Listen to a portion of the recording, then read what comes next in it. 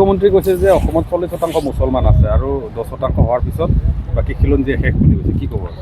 চাওক, মুখ্যমন্ত্ৰী যে হতাশ হৈছে আৰু মুখ্যমন্ত্ৰী যে আচলতে তেওঁৰ কোনো অংক নজনা এটা পৰিৱেশ হৈছে, যোৱাকালিৰ বক্তব্যটোৱে প্ৰমাণ কৰে।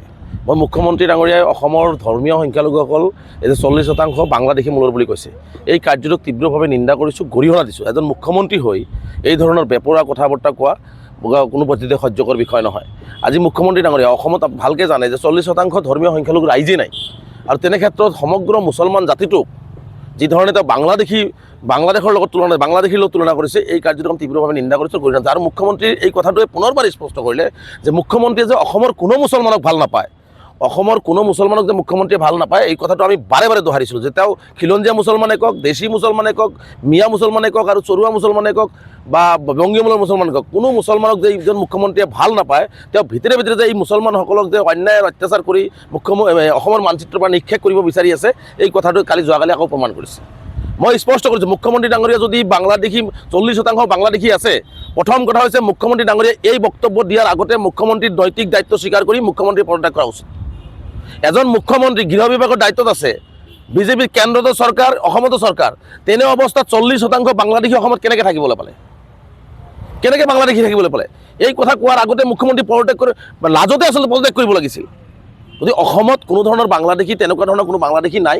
মুখ্যমন্ত্ৰী নিজে কিছুমান বাংলাদেশী আনিবৰ কাৰণে আপ্ৰাণ চেষ্টা চলাই আছে, বিজেপি দলে চলাই আছে। গতিকে অসমত ধৰ্মীয় সংখ্যালঘু বাংলাদেশী ইয়াত নাই। তেওঁলোকে যিটো কৰিব কাহ দি পেলাই তেওঁলোকে এতিয়া বাংলাদেশী অসমত আনিবহি বিচাৰিছে। গতিকে মুখ্যমন্ত্ৰী ডাঙৰীয়াই যদি 40% আনিবৰ কাৰণে কথা বতৰাবিলাক কৈ আছে, তেনেহ'লে অসমৰ ৰাইজে এই কথাটো বুজা উচিত। গতিকে আমি স্পষ্টকৈ মুখ্যমন্ত্ৰী ডাঙৰীয়াক এই ধৰণৰ তৰল মন্তব্য আৰু অসমৰ সংখ্যালঘুসকলক লৈ কৰা মন্তব্যৰ পৰা বিৰত থাকিবলৈ আমি স্পষ্টভাৱে সকীয়াই দিছোঁ। অসমৰ মুছলমান কোনো বাংলাদেশৰ পৰা অহা নাই। যিকে ভাৰতবৰ্ষৰ স্বাধীনতাৰ আগত যিখিনি মুছলমান আজি অবিভক্ত ভাৰতবৰ্ষৰ এটা অংশৰ পৰা কিছুসংখ্যক মানুহক চাহ খেতি কৰিবৰ কাৰণে আনিছিল, কিছুসংখ্যক মানুহক আজি ব্ৰহ্মপুত্ৰ উপত্যকাত খেতি কৰিবৰ কাৰণে অনা হৈছিল, আৰু তেওঁলোকক ৰিটাৰ্ণ টিকেট 5 টকাৰ ৰিটাৰ্ণ টিকেট দিবলৈ অনা হৈছিল কিছুমান খোজকাঢ়ি। আৰু সেইটো কোনো ধৰণৰ বাংলাদেশৰ নাছিলে, পাকিস্তানৰ নাছিলে, অবিভক্ত ইণ্ডিয়াৰ মাজত এটা অংশৰ পৰা তেওঁলোকে আহিছিলে। গতিকে সেই মানুহখিনিক কোনো পদ্ধতিতে বাংলাদেশী মূলৰ কোৱা কোনো পদ্ধতিতে সহ্যকৰ বিষয় নহয়, আৰু সেই মানুহখিনি কেতিয়াও বাংলাদেশী নহয়, কাৰণ বাংলাদেশ নাছিলেই। এইজন মুখ্যমন্ত্ৰী আচলতে নিজে হতাশ হৈছে। এতিয়া কাৰ্বি আংলঙৰ পৰিস্থিতি চম্ভালি ল'ব পৰা নাই, জুবিন দাক ন্যায় দিব পৰা নাই, অসমৰ ৰাইজক দিয়া প্ৰতিশ্ৰুতি তেওঁ পালন কৰিব পৰা নাই।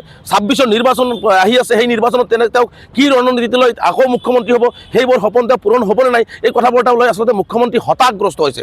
মুখ্যমন্ত্ৰী হতাশগ্ৰস্ত হৈ মুখ্যমন্ত্ৰীয়ে নজনাকে, অংক নজনাকে, মুখ্যমন্ত্ৰীয়ে অসমৰ ইতিহাস নজনাকে, মুখ্যমন্ত্ৰীয়ে অসমৰ ধৰ্মীয় সংখ্যালঘুসকলৰ ইতিহাস নজনাকে মুখ্যমন্ত্ৰীয়ে সমগ্ৰ মুছলমান জাতিটোক তেওঁ বাংলাদেশী বুলি আখ্যায়িত কৰিছে। গতিকে অসমৰ সমগ্ৰ ধৰ্মীয় সংখ্যালঘু ৰাইজে এই কথাটো বুজা উচিত। মই বাৰে বাৰে কৈছোঁ যে অসমখনততো মুখ্যমন্ত্ৰী ভাল নাপায়, অসমখনটো ধ্বংস কৰিব বিচাৰিছেই, লগতে অসমৰ ধৰ্মীয় সংখ্যালঘুসকলক তেওঁ তিলকে অসমৰ মানচিত্ৰৰ পৰা নিক্ষেপ কৰিব বিচাৰিছে। কিন্তু মুখ্যমন্ত্ৰী এটা কথা স্পষ্ট কৰি দিওঁ যে মুখ্যমন্ত্ৰী আপুনি যিমানেই চেষ্টা নকৰক কিয়, আপুনি যিমানেই ধৰ্মীয় সংখ্যালঘুসকলক টাৰ্গেট নকৰক কিয়, এইসকল ভাৰতীয়, এইসকল অসমীয়া আপোনাৰ কথাত কোনোদিনে ভয় নকৰে আৰু আপোনাৰ কোনো কথাতে তেওঁলোকে গুৰুত্ব নিদিয়ে। এই কথাটো স্পষ্ট। আৰু অসমৰ মুছলমান, এওঁলোক ভাৰতীয় আৰু অসমীয়া হয়।